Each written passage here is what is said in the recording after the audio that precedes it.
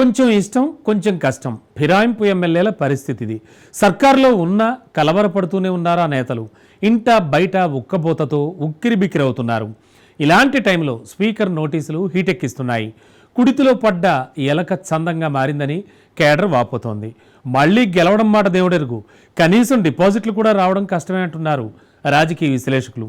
తెలంగాణలో మళ్లీ ఎన్నికల నగారా మోగనుందా?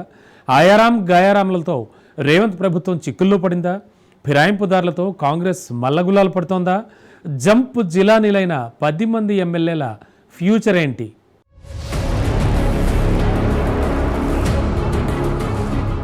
ఫిరాయింపు ఎమ్మెల్యేలపై యాక్షన్ షురూ.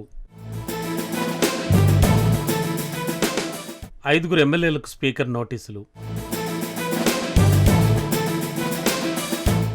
4 వారాల్లోగా సమాధానం ఇవ్వాలని గడువు. బీఆర్ఎస్ నుంచి గెలిచి కాంగ్రెస్లో చేరిన ఎమ్మెల్యేలు కడియం శ్రీహరి, దానం నాగేందర్, పోచారం శ్రీనివాసరెడ్డి, సంజయ్ కుమార్, తెల్లం వెంకట్రావు, అరకెపూడి గాంధీ, కాళీ యాదయ్య, ప్రకాష్ గౌడ్, కృష్ణమోహన్ రెడ్డి, మహీపాల్ రెడ్డిలపై అనర్హత వేటు వేయాలంటోంది గులాబీదళం. సుప్రీంకోర్టు ఆదేశాల మేరకు వాళ్లందరికీ నోటీసులు ఇచ్చి వివరణ తీసుకుని ఆ తర్వాత స్పీకర్ ఫైనల్ డెసిషన్ తీసుకునే ఛాన్స్ ఉంది. దీంతో సభాపతి నిర్ణయంపై సర్వత్రా ఉత్కంఠ నెలకొంది. 5 ఎమ్మెల్యేలు బండ్ల కృష్ణమోహన్ రెడ్డి, ప్రకాష్ గౌడ్, అరకెపూడి గాంధీ, గూడెం మహీపాల్ రెడ్డి, తెల్లం వెంకట్రావు స్పీకర్ కార్యాలయం నుంచి నోటీసులు జారీ అయ్యాయి. వీళ్లకి ఫిరాయింపుదారులపై చర్యలు తీసుకోవాలని BRS working president KTR, BRS ఎమ్మెల్యేలు కేపీ వివేకానంద, పాడి కౌశిక్ రెడ్డి సుప్రీంకోర్టులో పిటిషన్లు దాఖలు చేశారు. ఇదే అంశంపై బీజేపీ శాసనసభాపక్ష నేత ఏలేటి మహేశ్వరరెడ్డి కూడా సుప్రీంకోర్టును ఆశ్రయించారు. ఆయా పిటిషన్లను విచారించిన CJI BR Gavai, justice Augustine George Masih ధర్మాసనం జూలై 31న తుది తీర్పు వెలువరించింది. 10 మంది ఎమ్మెల్యేల అనర్హత పిటిషన్లపై 3 నెలల్లోగా నిర్ణయం తీసుకోవాలని అసెంబ్లీ స్పీకర్కు ధర్మాసనం ఆదేశాలు జారీ చేసింది.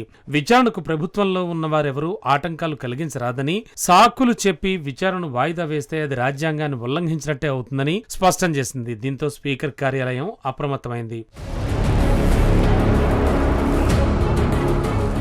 పార్టీ ఫిరాయించిన ఎమ్మెల్యేలకు తెలంగాణ అసెంబ్లీ స్పీకర్ గడ్డెం ప్రసాద్ కుమార్ నోటీసులు జారీ చేశారు. బీఆర్ఎస్ ఇచ్చిన ఫిర్యాదుపై వివరణ ఇవ్వాలని ఆదేశించారు. సుప్రీంకోర్టు ఆదేశాల మేరకు తెలంగాణ అడ్వకేట్ జనరల్, సీనియర్ న్యాయవాదులతో స్పీకర్ చర్చించినట్లు సమాచారం.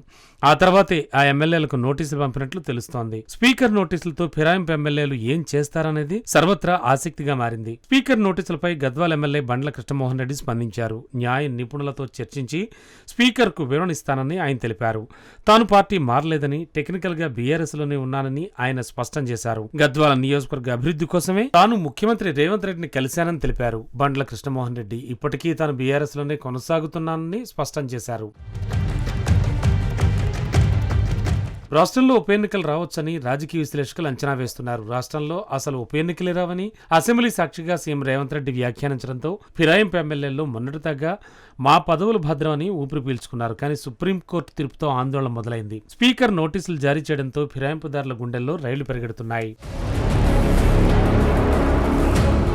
ఇప్పటికే పార్టీ మారిన ఎమ్మెల్యేలు ప్రాతినిధ్యం వహిస్తున్న నియోజకవర్గాల్లో అసలు కాంగ్రెస్, వలస కాంగ్రెస్ వర్గాలు వేరు కుంపట్లు నడుస్తున్నాయి. వలస నేతల్ని పాత నేతలు, కార్యకర్తలు దగ్గరకు రానీకపోవడంతో ప్రతిచోటా కార్యకర్తలు వర్గాలుగా విడిపోయారు. ఒకరిపై ఒకరు కత్తులు నూరుకుంటున్నారు. పార్టీ మారినప్పటి నుంచి అటు నియోజకవర్గ ప్రజల నుంచి, ఇటు కాంగ్రెస్ నేతల నుంచి అవమానాలు ఎదుర్కొంటున్నామని, మరోవైపు న్యాయ పోరాటాలు, నోటీసులతో రోజు టెన్షన్ పడుతున్నామని ఆవేదన వ్యక్తం చేస్తున్నారట. ఇలాంటి తరుణంలో ఉప ఎన్నికలు వస్తే రేవంత్ రెడ్డికి సుక్కలు కనిపించడం తథ్యం. 3 అడుగులు ముందుకు 6 అడుగులు వెనక్కి అన్న చందంగా మారింది రేవంత్ పాలన.